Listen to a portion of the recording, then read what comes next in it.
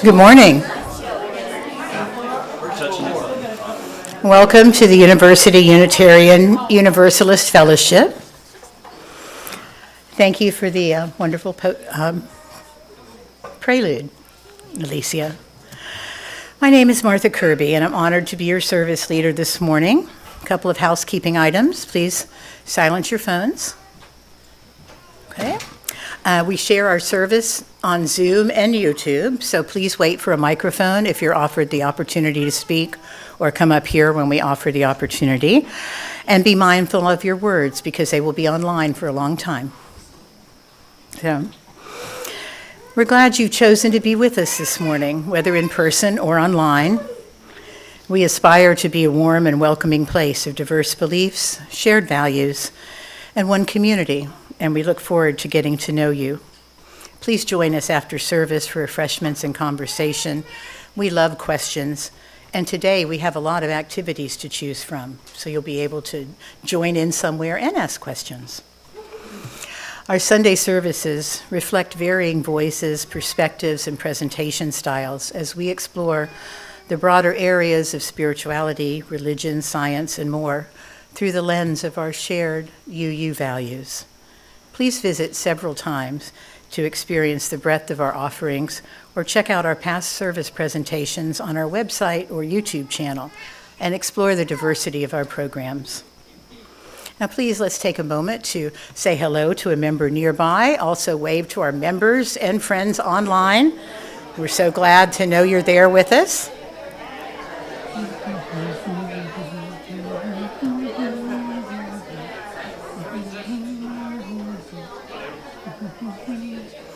Quiet crowd today. As we finish saying hello, now's the time we set aside for committee chairs if they have something of value to share with us. Please come forward and briefly remind us of what's upcoming. We will have a slide here that has a lot of things printed on it. And if you'd like to get that in your mailbox, all you have to do is sign up for our notable news and it'll come straight to you. Okay, Laura. Good morning, Laura Owens. Just a reminder and a thank you that we're still collecting for Hope Center of Apopka. The box is in the library right now. We're going to probably be moving the boxes back there just to keep this area a little more festive and clean and things like that. So if you're wondering, that's where it is until the end of December. And then I wanted to just let you all know that my holiday party, which is anybody who wants to attend, is Friday, December 12th at 6:30 potluck. So if you want to go and you have an RSVP, just grab me afterwards, please, and I'll give you my email, or it's in the notable news. It's also in an email. So, thank you. Hi, Lori with Hospitality. So the thing I've got is, I did get to sign out the right time this week. The potluck, the holiday potluck is next week. So bring something that you consider a festive meal for the holiday potluck next week. Good morning, Carrie Mitchell with Personnel. I'm going to be passing around the bag for staff bonuses again today. If you didn't get a chance to participate last week or you weren't here, you can also donate online. Hello, Tay with RE. So next week, December 14th, we will be here till about 12:30, so if childcare is needed during potluck, it's available. We will also be doing crafts and prop making for the pageant we will be having on the 21st, so if anyone wants to help out with that after they eat, you're welcome to. We'll be in the back doing that. But if you have like cardboard or like some craft stuff or anything that you'd like to donate to help us make some props and like light costumes, please bring it in next week. And then on the 20th, we will be doing the winter solstice camp out as well as the winter solstice service that Pam can talk on. And just a reminder, we're doing the solstice service on the 20th as part of the camp out at 5:30 on the 20th. And you are welcome, and we're going to start in here, and then we will walk out to light the fire. And just a reminder, you can certainly attend the service and maybe stay for the cookout, but that doesn't mean you have to sleep over. Not everybody's thing, I know that. Anyway. So yes, please bring your own chairs, camping chairs. If you're planning to stay over, bring your own tents and all the things that you need to camp. We will also open up the RE building if you're like me and not outdoorsy and need an air mattress to sleep on or something instead. At 21st will be the holiday pageant. We will be in the service, no traditional RE. The kids will be helping out throughout the service. And then on the 28th, there is no RE due to travels and short staffing and everything. We will be taking a break from RE that week. So there will be no RE on the 28th at all. So thank you.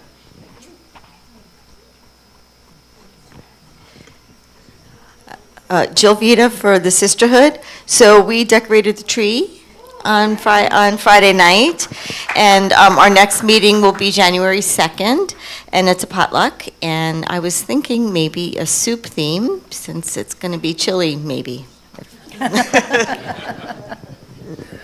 We can I hope. was just telling Eva here that I put the star on the tree. I had to get a ladder to do it, but I put the star on the tree. Yeah. Anyway, Joey Cole, and can you bring that back down though?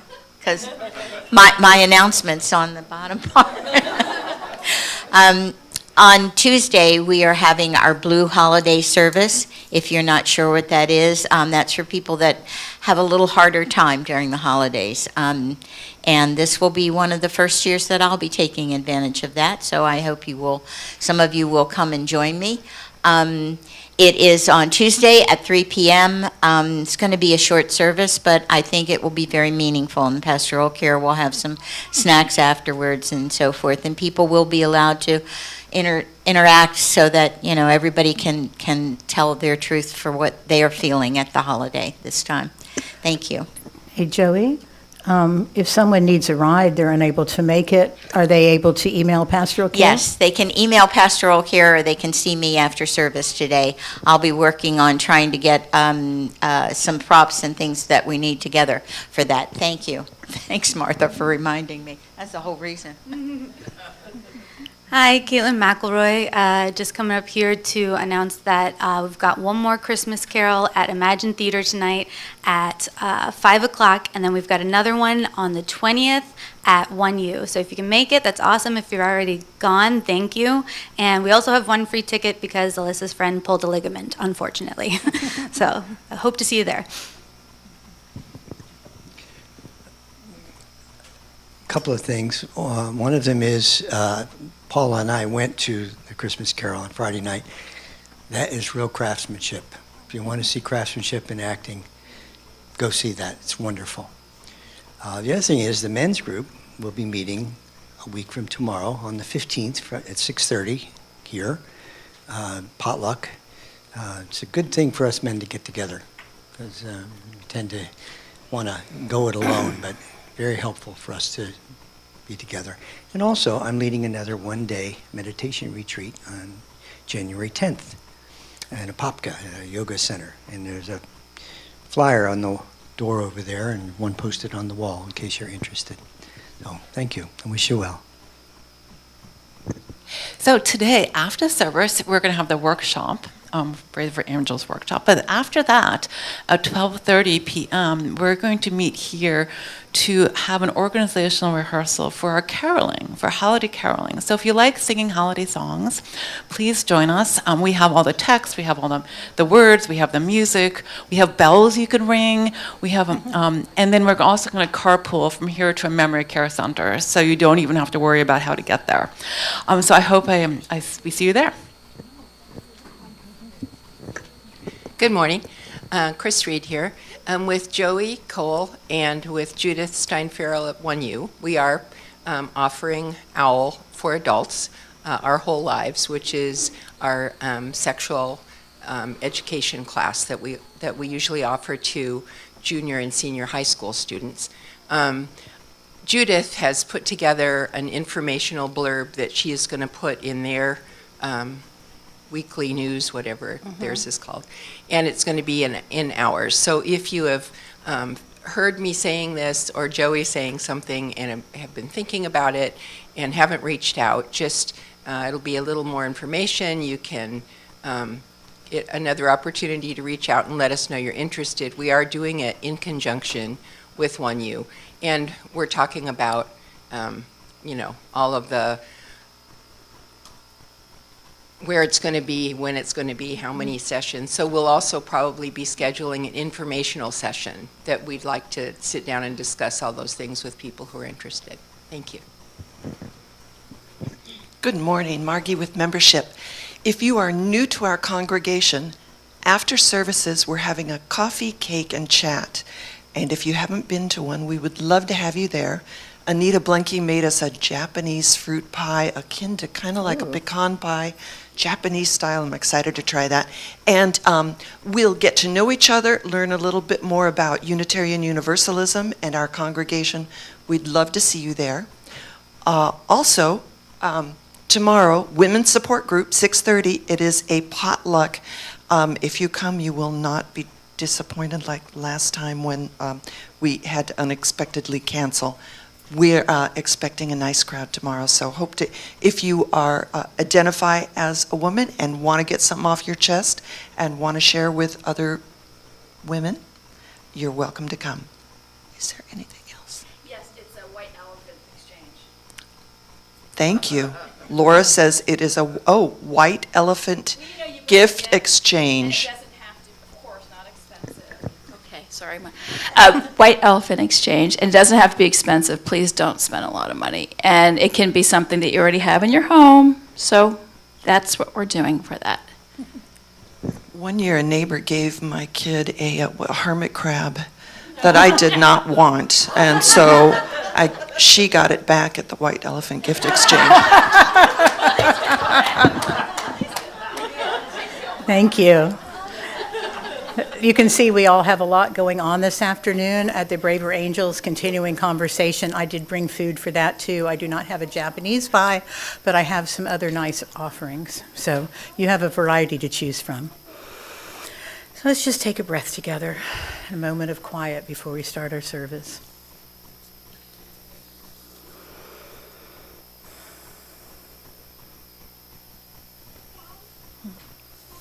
Thank you.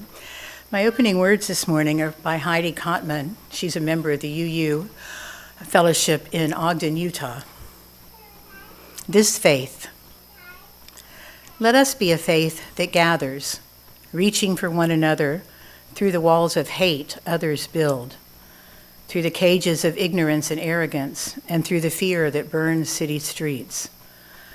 Let us be a faith that sees a vision of a better world, more compassionate, more just, more holy, and with more love. There is a faith that binds up the broken, cauterizes battle wounds with the balm of peace, sings longer and louder than the trumpets of war. Let us be that faith too. Let us be the ones who do not tread lightly in this world, but light it up with our love, who hold up the mirror of worth and dignity, who are the sanctuary others seek. But first, let us be a faith that worships together. Here, this morning, in this space, at this moment, let us be a faith. Paula, would you like to join us in leading us in our opening music? If you like looking at the notes, this is number 346, and we're going to sing verse 1, verse 2, and verse 4. Please stand as you're willing and able. You'll get more air to sing with that way.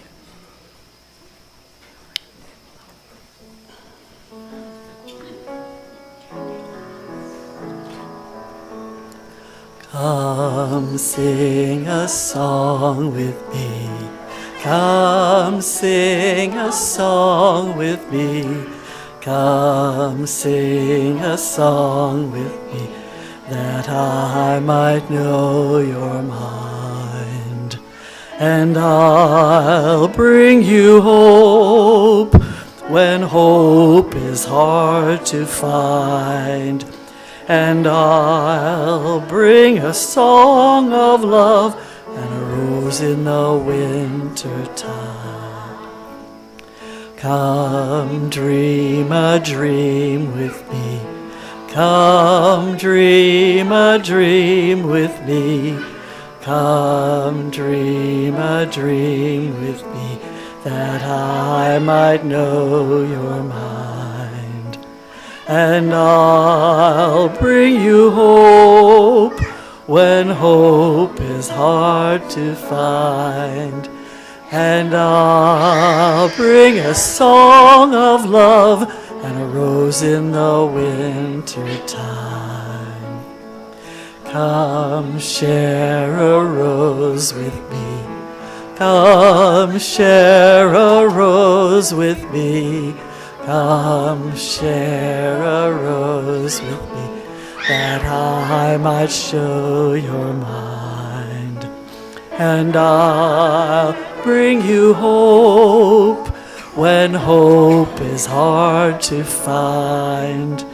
And I'll bring a song of love and a rose in the winter time. And you can be seated again.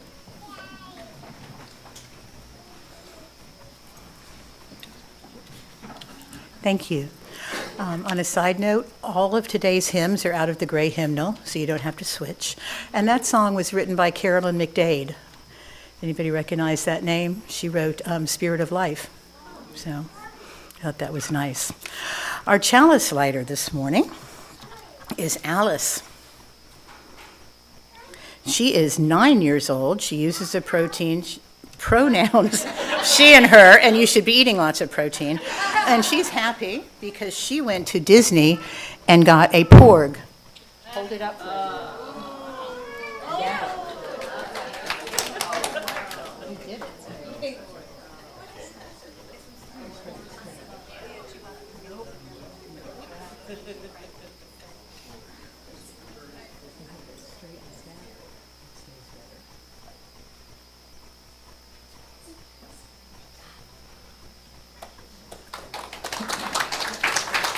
Please join me in the words, traditional words. In the light of truth and the warmth of love, to seek, to sustain, and to share. And the affirmation of this community. Love is the spirit of this church, and service is its gift. This is our great covenant, to dwell together in peace, to seek truth in love, and to help one another. I agree. Wasn't that fun? Sharing moments of joy and sorrow is a long-standing tradition in our fellowship. Joys multiply, generating high fives and big smiles. Shared joys and concerns are hopefully lessened by knowing you are surrounded by love. Now please come forward to the mic to share. If you'd like to share from your seat, let me know and I will bring the mic to you. And we are streaming, so remember this will be part of our archive service. And thank you, Paula, for moving the mic. I always forget.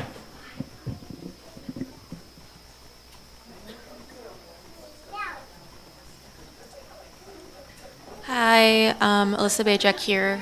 So yesterday I went up to Tampa to visit my dad in the cancer center where he just had a major surgery. He is doing well, all things considered. He is on the mend, but he's going to be there another 5 or 6 days in recovery, and just good thoughts.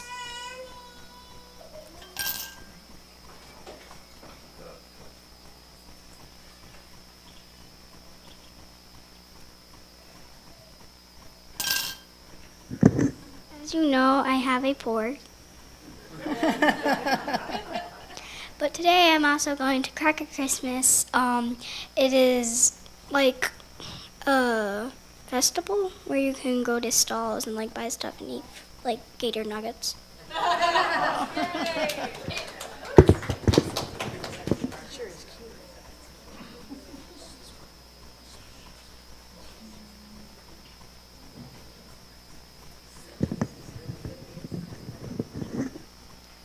I have a good friend who we met when we worked together at Red Cross. She's been in the United States about 25 years. She says to me, I just want to let you know that I am relocating back to Nigeria. Earlier this year, my work visa type was rescinded by the new administration. Consequently, I had to stop work while I tried to legally remedy it, but all efforts have failed. So I have unfortunately decided to leave rather than continue fighting a losing battle. I should mention she has a daughter who's 18, who's an American citizen, so she has the decision to make, her daughter, whether she's going to go to Nigeria with her mother or stay here. And my heart is kind of broken about it.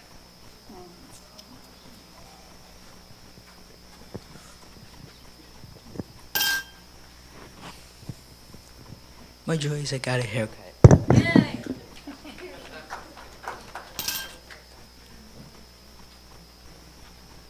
So on Thursday, I'm going up to New Jersey to visit my 96-year-old dad. But I don't think he's going to make it down here this year, obviously, for the holidays. So my daughter and I and her boyfriend, who's never been to New York, are going to go up there and freeze our tushies off. So.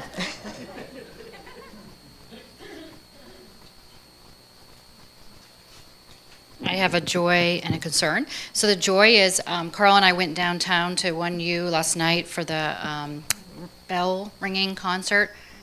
Incredible. So talented, so festive, the place. And then they had a singer afterward who's 16 who should be on American Idol and who's a local high school kid here. So that was just really lovely. The concern I wanted to share is I had reached out to Rachel Wisner. Rachel was a member here, and I knew she was having surgery this month, and so she had surgery, and that's gone well. But she also wanted me to mention that in the meanwhile, her daughter Sarah, and I think you remember Emmy was not baptized, but received here. Dedicated, that's the word. Sarah is 30 weeks pregnant, but she found a lump in her armpit, which has been suspicious on the ultrasound. So they've done a biopsy, waiting for results, and just hoping that we would send really positive and good thoughts to her.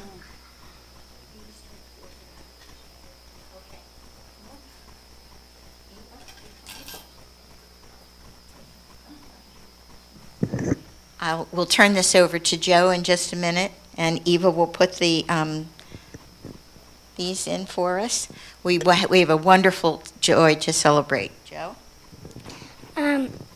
Yesterday we went to a play of Charlie Brown's Christmas.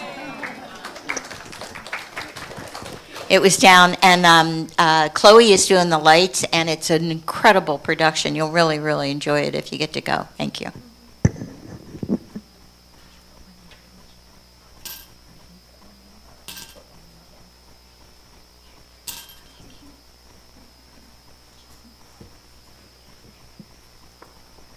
Good morning. This is pure joy. I was supposed to drive up to Niceville on Friday, which is where my son and his family live. And there were all kinds of soccer games and a birthday, and the twins had a pageant, their little preschool Christmas pageant. It seems to me I'm missing something else that was going on. But the Christmas parade. My granddaughter was supposed to be she's in the marching band, and they were supposed to play in the parade. They canceled the Christmas parade on Thursday because the weather coming in, and it was a good thing they did. The sky is just black up there, but it's postponed until next week. So this Tuesday, I'm going up there to celebrate all those events, and I'm just happy about it.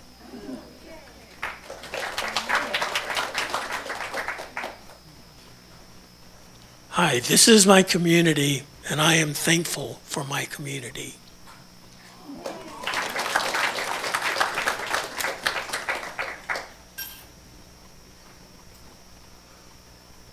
Thank you. We don't have any from online this morning. Pardon? Oh, I'm sorry, I forgot. Yeah, Jill Metz normally helps with Lori in hospitality, had a fall this week. She didn't break anything, so she's okay, but she's feeling a little bit, the old been hit by a truck thing, I guess, yes. So send Jill some healing thoughts. Hopefully she'll be back with us next week for potluck. Good thing she's resting up.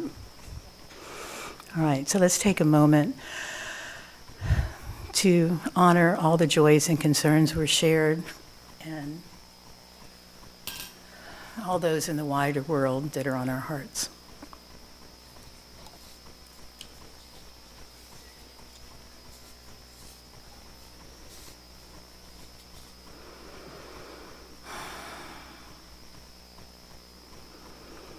Thank you. I see Tay. There she is. Come on down. Time for all ages.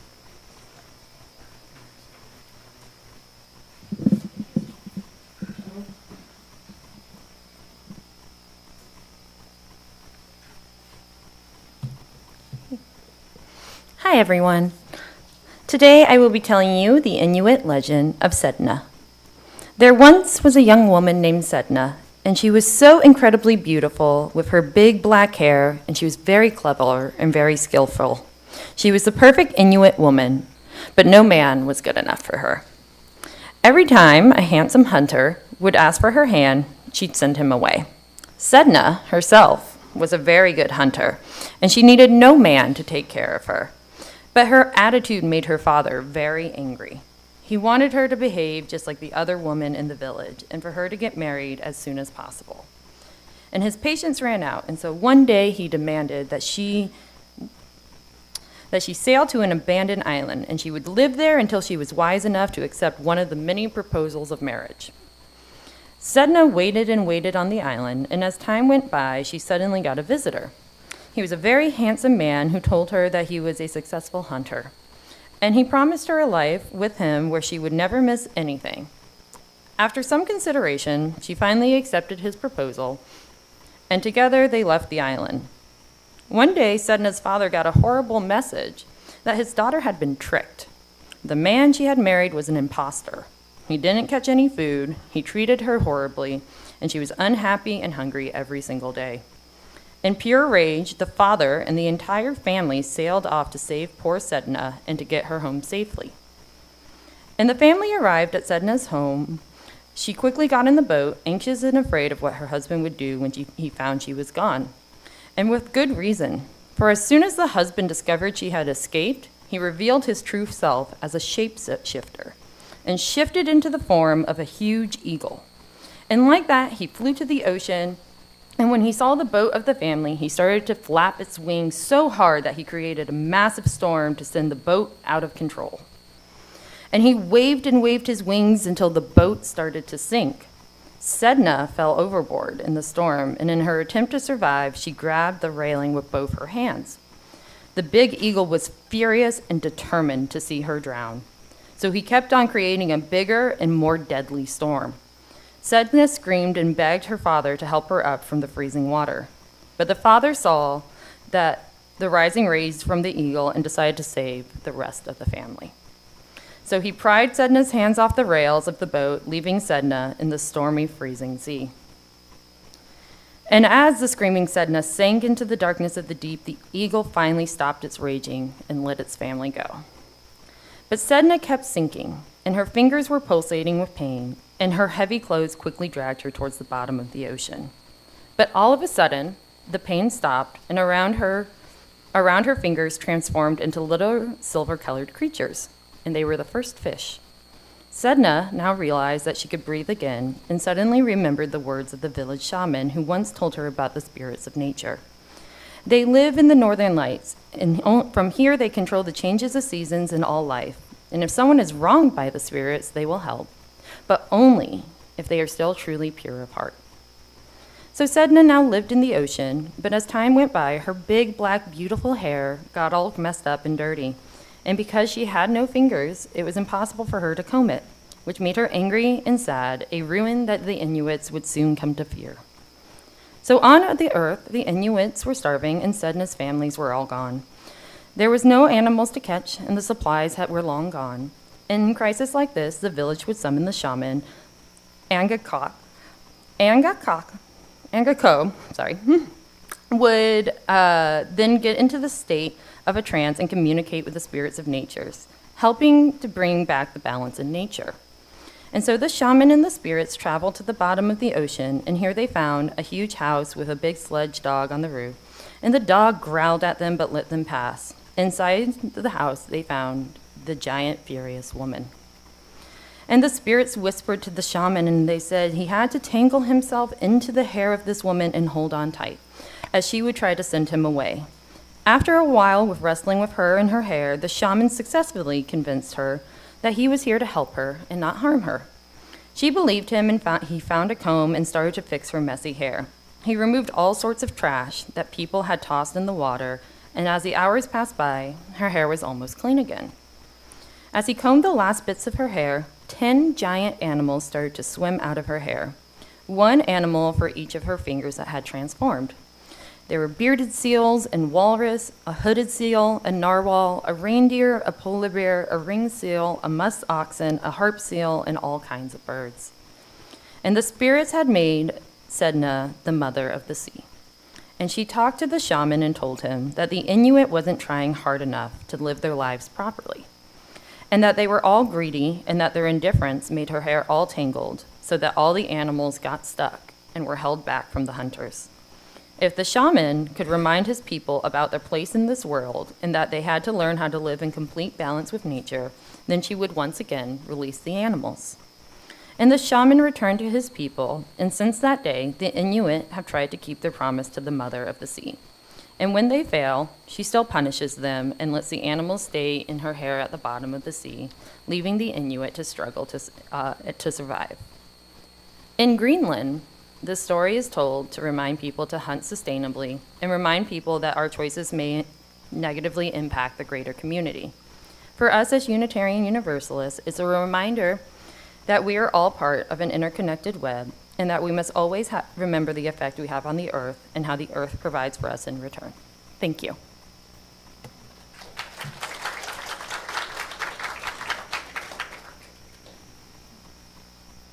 Thank you, Tay. Always something to think about. For our interlude and offering, as our children pass the baskets, please consider the gifts that you receive and those you have to offer. And as you are able, contribute to helping support our fellowship and the Hope Community Center of Apopka, working to support the working poor and other marginalized communities for over 50 years. And Gary Levins will come forward to lead us. You don't have to stand up for this one. Hymn number 159. Right, Alicia will give us a short introduction.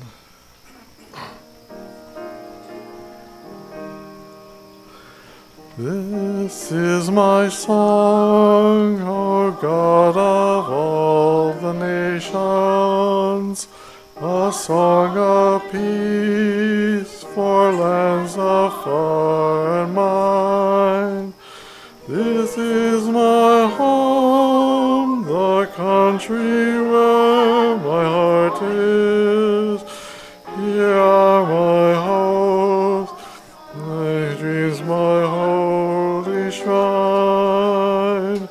But other hearts in other lands are beating with hopes and dreams as true and high as mine.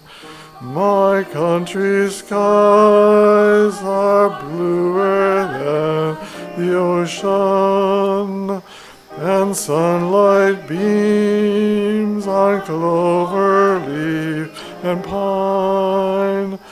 But other lands have sunlight too and clover, and skies are everywhere as blue as mine. Oh, hear my song, thou God of all the nations, a song of peace for their land and for mine.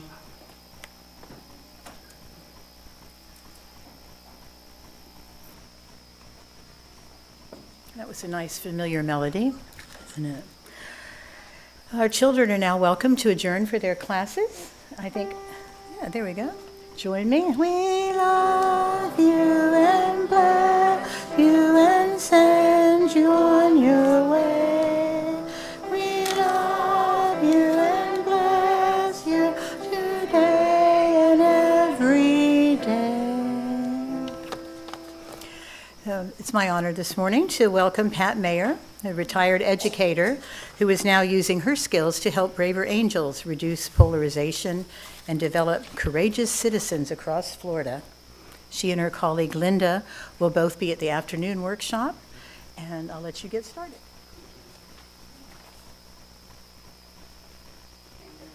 Yes, is this up high enough? Yes, we're good? Okay, good. Well, thank you.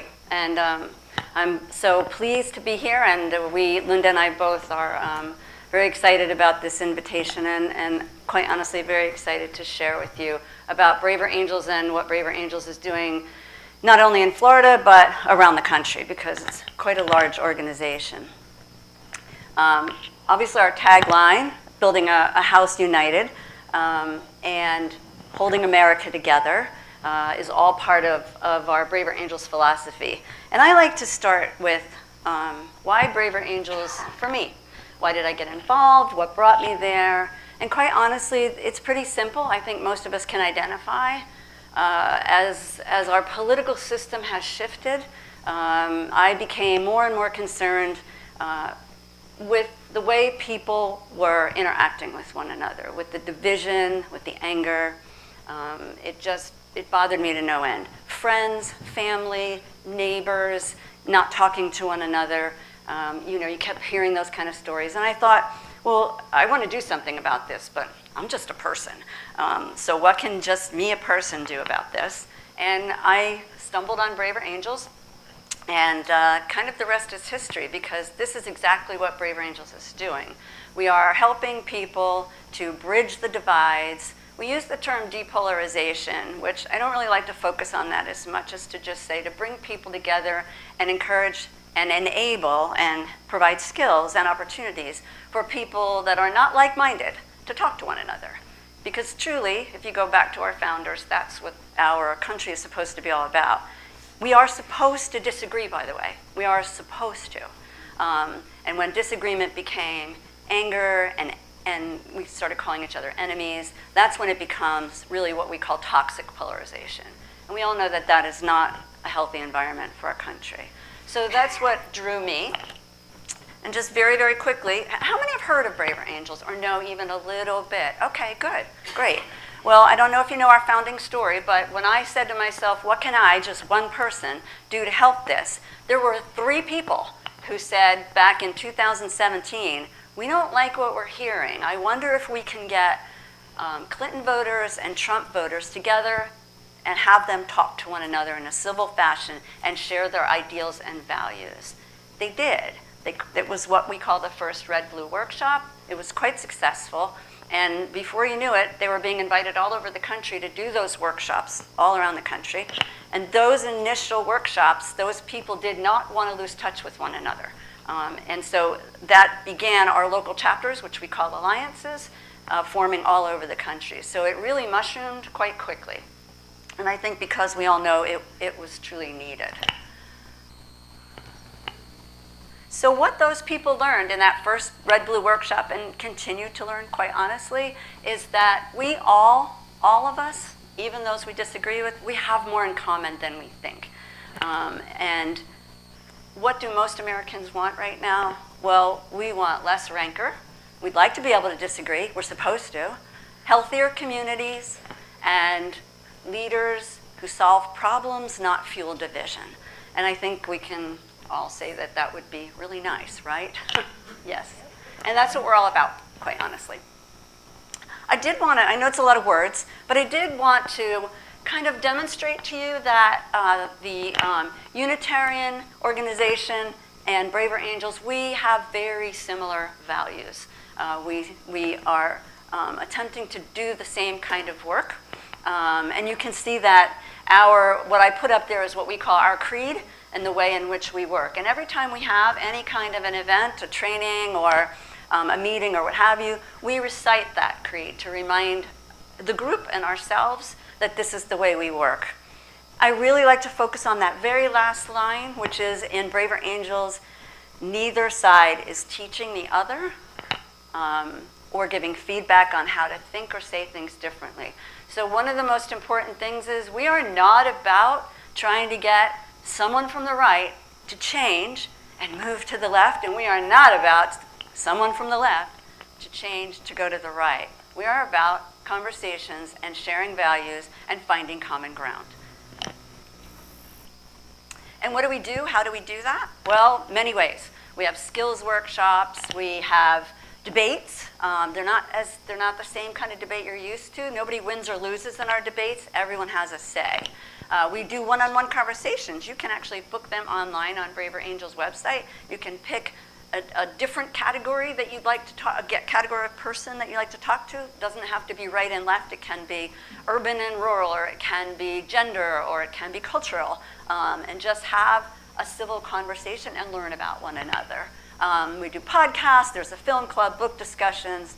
Local chapters, I did want to emphasize, we are really right now in a very much expanding mode to have local chapters all over the country, and particularly here in Florida. As of June, we only had the one local alliance, and we're now up to 6 or 7. So we are all about having the chapters be local people who can meet together face-to-face. You can do it online, but we really would rather see local and face-to-face. Also to work on local issues and problems.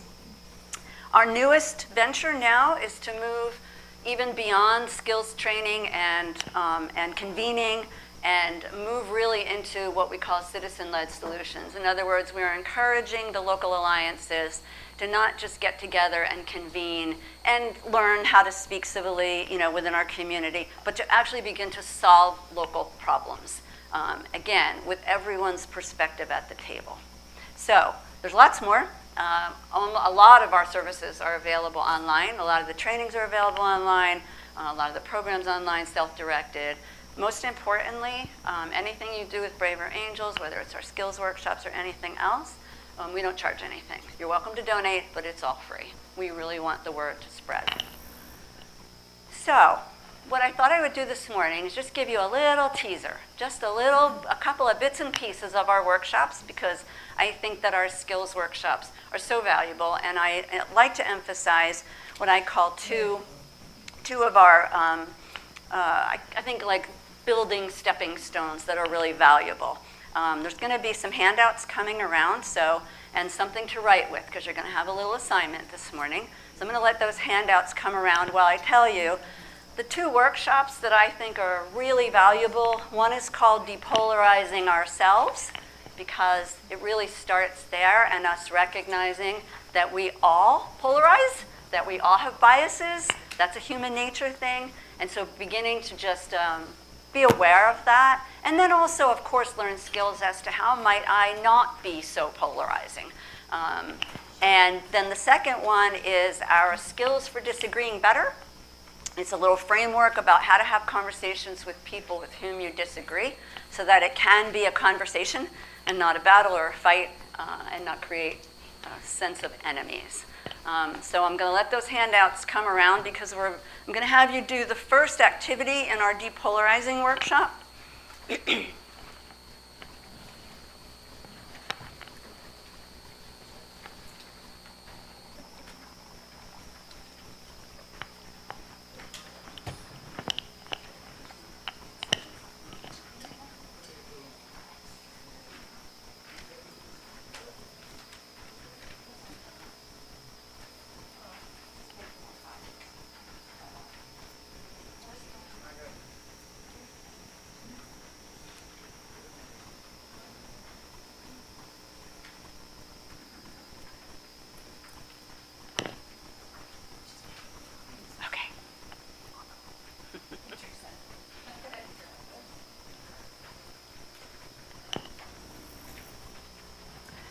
So before you start filling out that little survey on the second page, I just want you to think in terms of what are the key factors we're trying to accomplish here, the key points. So in depolarizing within, or actually depolarizing ourselves, we keep changing the name, what we're trying to help people do is recognize your inner polarizer and explore that a little bit, and then learn how to monitor that, learn how to maybe shift gears a bit. And in Skills for Disagreeing Better, it is about handling those difficult conversations with those whom you disagree. Because again, disagreements, they're healthy. That's how we learn multiple perspectives. So as you ponder these, you'll have 6 questions altogether. A couple of things to think about. Number 1, your first gut response is probably right. By the way, we all do these things, so don't feel bad. You're not going to share this with anybody unless you want to. So your first gut response is probably the right answer. So go ahead and interact with those 6 questions.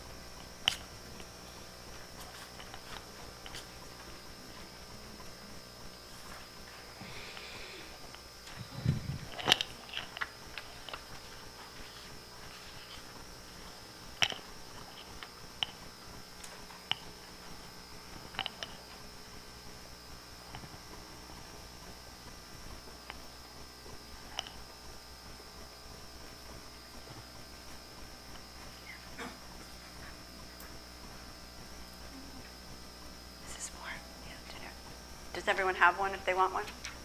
Okay.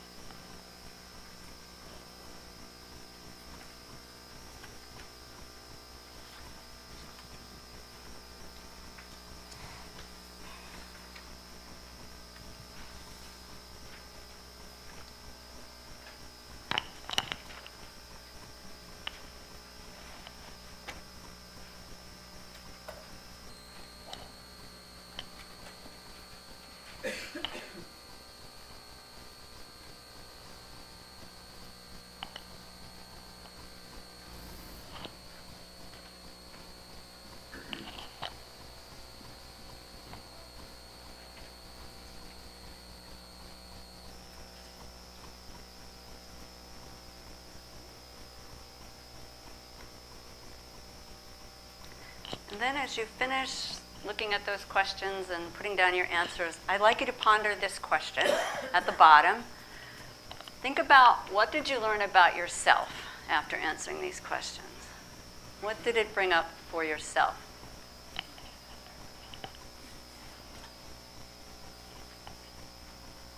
And I'd like you to jot that down, please. Just, what did you learn about yourself? And it's okay, we all learn something from this.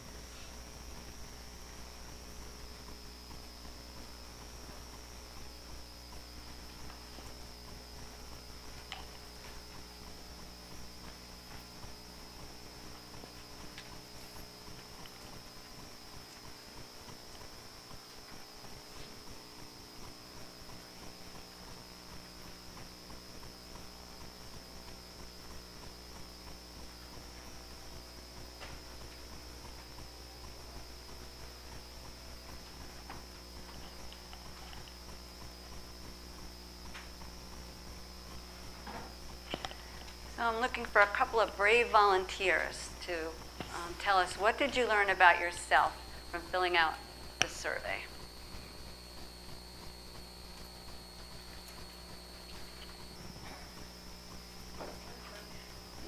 Oh, we have in the back. Thank you.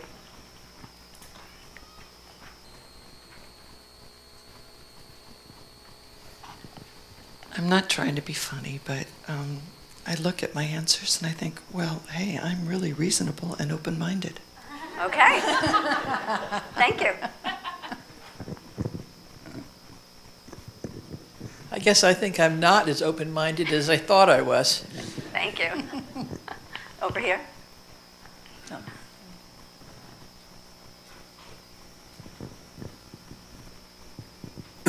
I feel like I'm becoming more polarized. Like, I wasn't so bad, but I feel like I'm getting worse every day. Thank you. Couple over here. I think I identify with Derek. I self-analyzed myself for 10 years about this. I think I'm fully aware of why. Wait, you need the mic. You know better, Laura. I think I'm so loud anyway. I'm so sorry. I said I think I'm fully aware of why I'm like Derek. I think I'm more polarized, but very civil. I believe in that. I think I'm fully aware of why I feel the way I do. My empathy now is for people who are not fully educated and maybe don't have the resources to vet facts and information, and for those people who have left MAGA. I continue to lack empathy for those who know better for a variety of reasons, but remain in MAGA because, quote, anyone is better than a socialist Democrat. And that's where I stand. I guess, like, I was just, you told us to go with our gut reactions, and I did, and I circled hate. And, I've always been brought up by my parents, like, not to hate. And the fact that I'm there is kind of scary, and I think probably, if anything, not only bad for our country, but, like, just toxic for me and my well-being. So this is something I really struggle with because, yes, you want to decrease polarization, but what about when the other side's, the thing they're arguing about is like your existence? And that is something I just really struggle with, is I don't want to be polarized, but I also don't want myself or my friends to be being argued that, oh, you just shouldn't exist as you are. Thank you. One more. One more. Yeah, lucky winner. I think that a lot of politicians, or at least some politicians, want us to be polarized because they want you to be afraid. They want you to see the enemy out there, and only that politician can protect you. And I think that polarizes. Thank you. Okay, are you going to go? Sorry. Oh, okay. Last one. Yeah, looking at these questions again, I've been with Braver Angels for 4 years, and I know where I was when I started. And I was very much at the I don't want to talk to anybody on the other side. After 4 years, and when I looked at this again, I do this every few months, it's really changed my life. Thank you. So again, I'd like you to just keep in mind that the beginning of the workshop is, what are you learning about yourself? We all do this, and where can we go from there? The workshop then proceeds with lots of strategies and other interactions. Remember, I just said a little teaser today, right? So let's move on.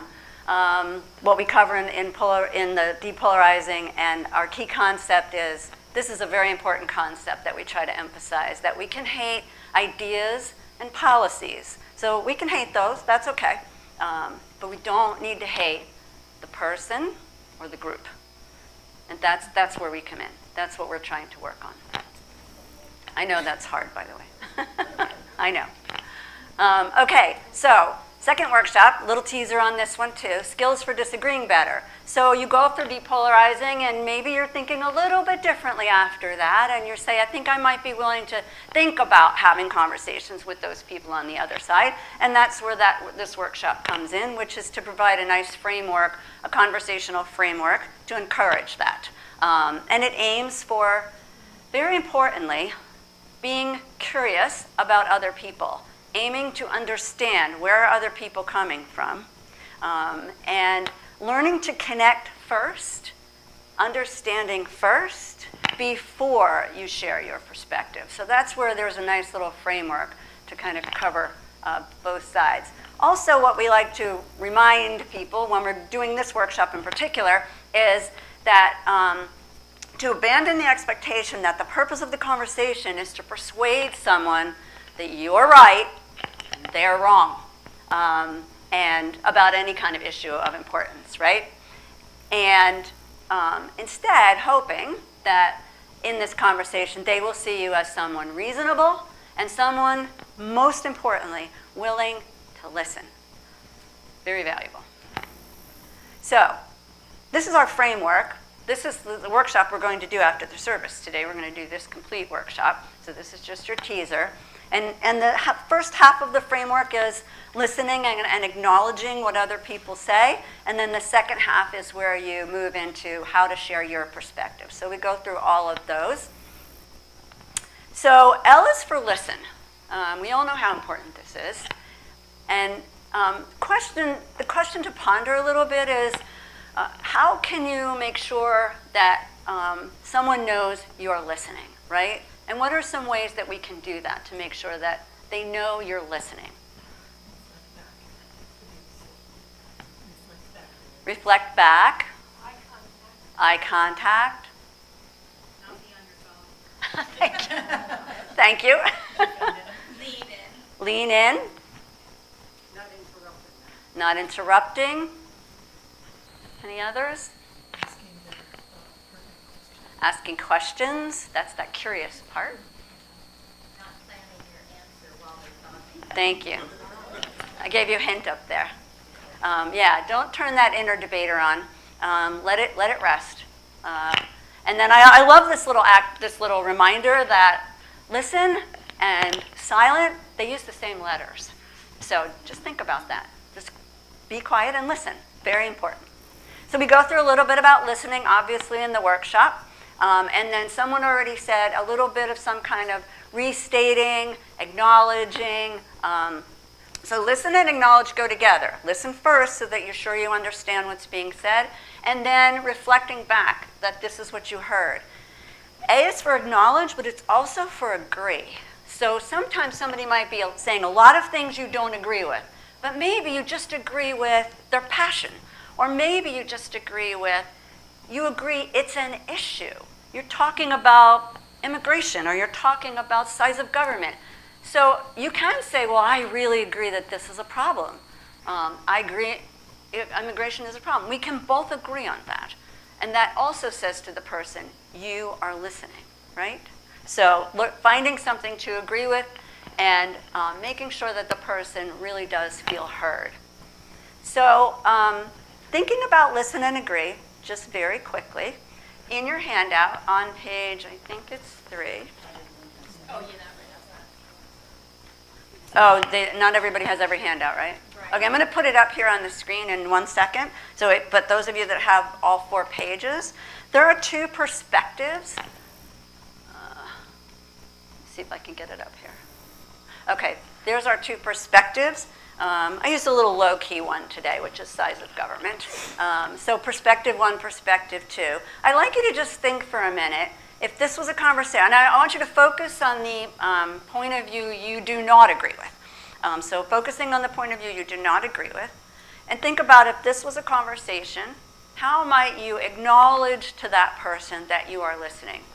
No perspectives yet, just how might you just acknowledge? So find which perspective you disagree with.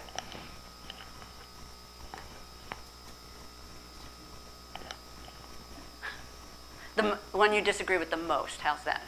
So like you would say, like, I hear what you're saying. Okay, help me understand. I hear what you're saying. Yes, but I think a little more specific. And help me understand, by the way, is a really nice way to say, tell me more. I'm listening, tell me more, right? I agree with some, like there are some people that take advantage of the system. There we go. Good. I agree that this does go on sometimes, right? So again, you're showing the person that you're really listening to what they're saying. Okay, so what we would do in this workshop, obviously I'm giving you only little teasers, is we'd work on the whole idea of acknowledgement and what would you actually say and how would you do that and how might you ask more questions. I do want to put a quick plug in for a book. I don't know if you're familiar with it. It's called I Never Thought About It Like That, and it's by a woman named Monica Guzman. She is very involved in Braver Angels, and she's a journalist and has done some amazing work, podcasts, etc. But her book is such a nice book to read because it's very practical and approachable. It talks all about having curious conversations. And she helps with this through the lens of her own family, because her own family was completely polarized, and she didn't want to lose her family. And so she uses her family and her experiences and then walks you through some great information, great practical tips about how to have what we call curious conversations. They don't have to lead to disagreements, by the way. Curious conversations just means you're learning to listen to people with whom you might not agree, and you're trying to learn, of course, where do we have common values? Because we probably do.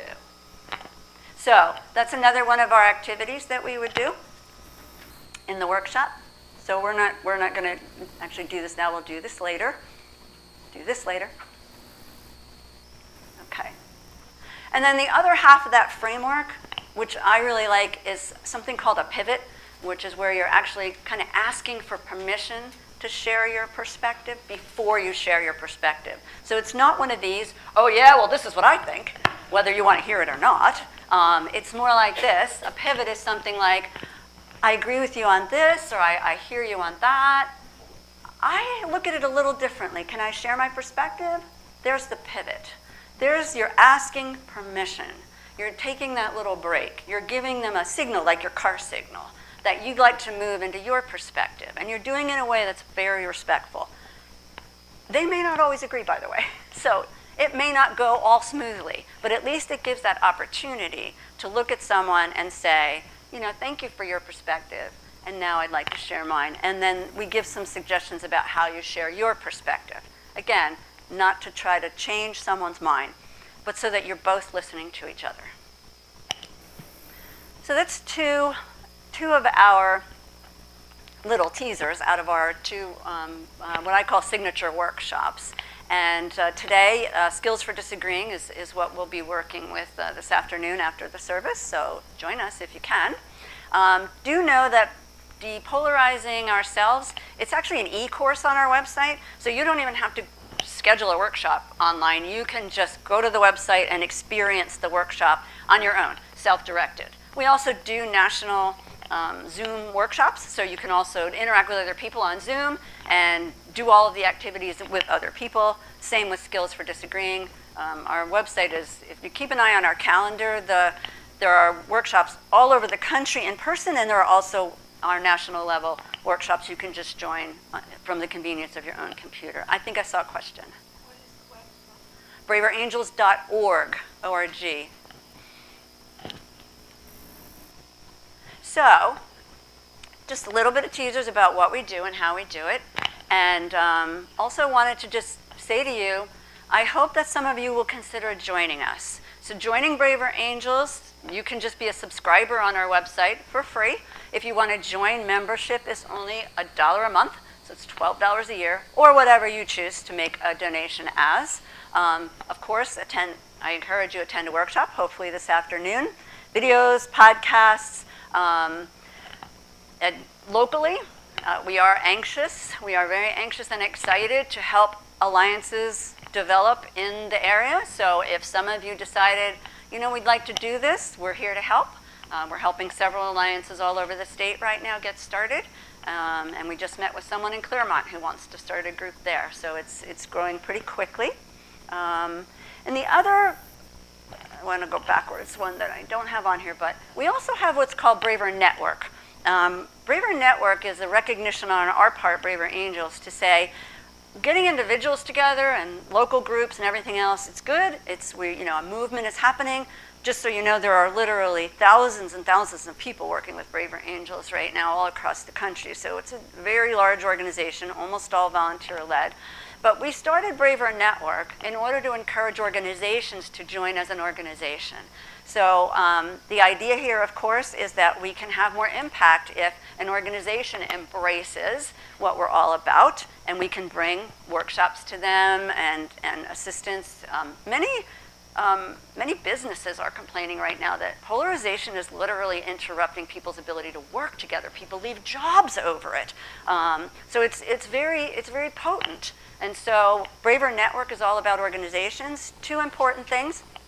Again, if your organization wants to join, it's free. There are no charges for that. We just ask that you appoint someone from the right and someone from the left as a contact person. You don't have to be a registered Republican or Democrat, just somebody who says, well, I lean more right or I lean more left. And second, if your organization joins, we give you 100 free memberships to Braver Angels. So 100 people in your organization can be a member of Braver Angels for the next year for free. We are very anxious to spread this word and do it in many ways. We now have well over 400 organizations in our network, and we're just now beginning to bring those organizations together to say, well, these three organizations have a lot of the same goals and values. Let's get them together and help each other support one another's causes, right? Because there's power in numbers, let's face it. So join the network, join us, sign up, go to the website. You can do this in many different ways. So special thanks to all of you for inviting us here today. We're very pleased to be here. One really quick aside, my colleague Linda, today's her birthday.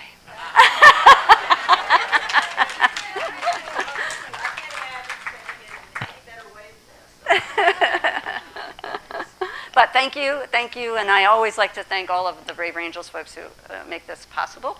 We're all volunteers. We just think this is an important cause. So thank you. Any questions? I'm sorry. Why don't we save them for the workshop? That's fine. Yeah. Okay.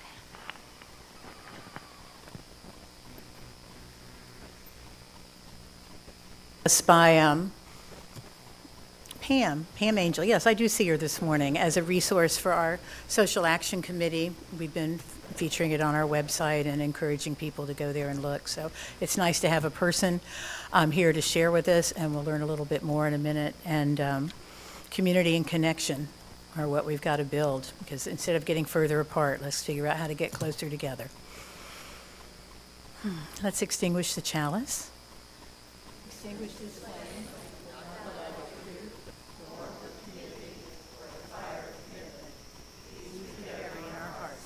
Until we are together again. And our closing music is hymn number 121, also out of the Gray Hymnal, and I will be leading that one. We'll build a land, aspirational as always.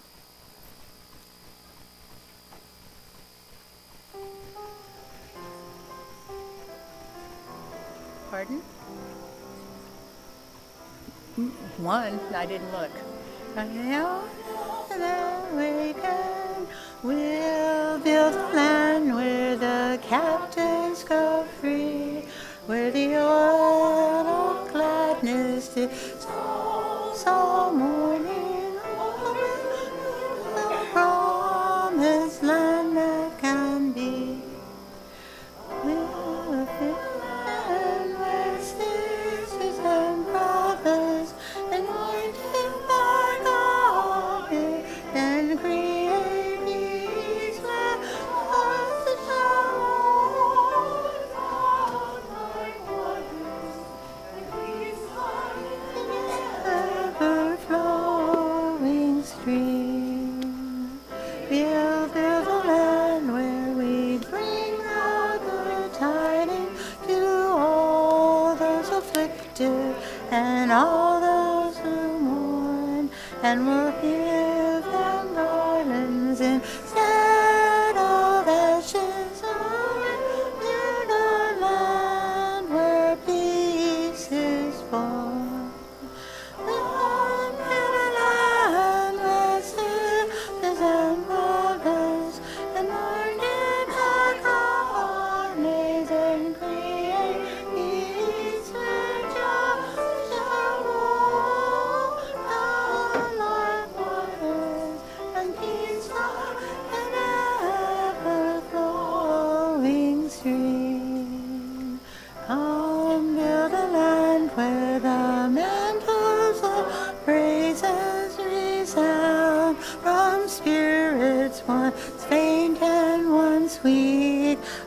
like oaks of righteousness, stand the people, oh come to the land, my people we see.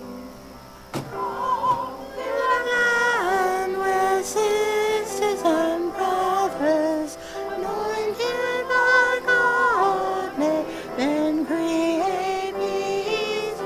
Down shall roll down like waters, and peaceful than ever flowing stream. That was beautiful. My closing words before our postlude this morning are from Michelle Collins about change. Changes abound around us, within us, between us, in our communities, our neighborhoods, and our beloved faith communities. Changes abound. May we each find the balance point we need as we move through our ever-changing world, the balance between the old and new, between the known and the unknown, between the familiar and the perhaps risky possibilities that may be there waiting. Yeah.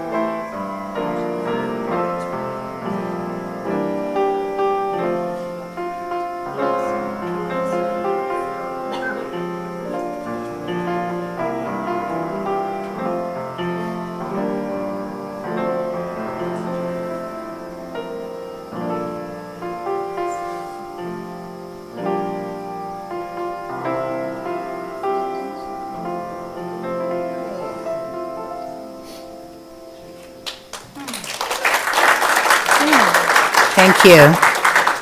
Let us go in peace to all our various activities. The workshop that Pat mentioned will be in the conference room. I think Coffee, Cake, and Chat is in the youth room, and choir practice will be out here after a little bit. So go and have fun.